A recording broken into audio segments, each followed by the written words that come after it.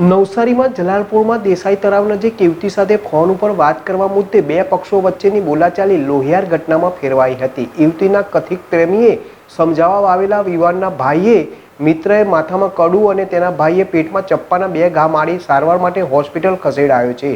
જલાલપુર પોલીસે ગણતરીના કલાકોમાં ચારેય આરોપીઓની ધરપકડ કરી છે।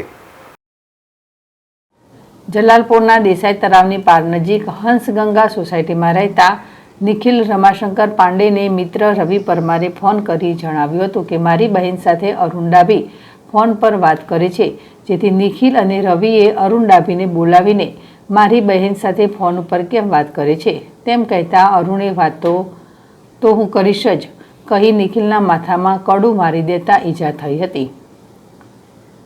આથી નિખિલે તેના મોટા ભાઈ સાહિલ પાંડેને સમાધાન માટે બોલાવ્યો હતો। બંને પક્ષને છૂટા પડવા જતાં અરુણ ડાભી સાથે આવેલા દીપક મેર નામના યુવાને સાહિલ પાંડેને પેટના ભાગે ઉપરા છાપરી ચપ્પુના બે ઘા મારી દીધા હતા અને ત્રીજો ઘા મારવા જતાં સાહિલે ચપ્પુ પકડી લેતા જમણા હાથની આંગળીમાં ઈજા થઈ હતી। સાહિલ પાંડે લોહી લુહાણ થઈ જતાં સોસાયટીના લોકો ભેગા થઈ ગયા હતા। હુમલાખોર અરુણ ડાભી ચિરાગ ચાવડા, વિજય મેર અને દીપક મેર હીરાના વ્યવસાય સાથે સંકળાયેલા છે। જાનથી મારી નાખવાની ધમકી આપી હતી।